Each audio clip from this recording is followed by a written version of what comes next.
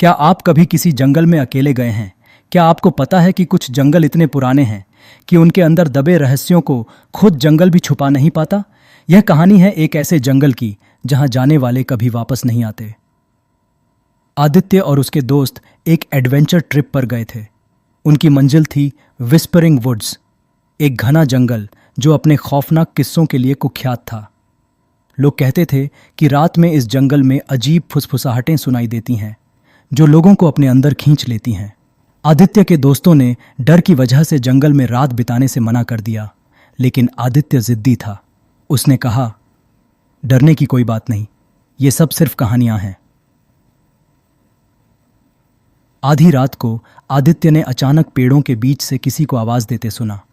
वह सोचने लगा कि शायद उसके दोस्त उसे डरा रहे हैं। उसने टॉर्च लेकर आवाज की तरफ चलना शुरू किया। जंगल घना और सर्द होता जा रहा था। फुसफुसाहटें तेज होती गईं। उसे लगा जैसे पेड़ों के पीछे कोई छिपा हुआ है।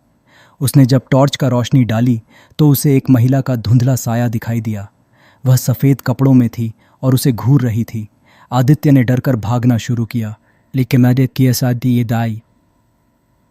रास्ता कहीं नजर नहीं आ रहा था।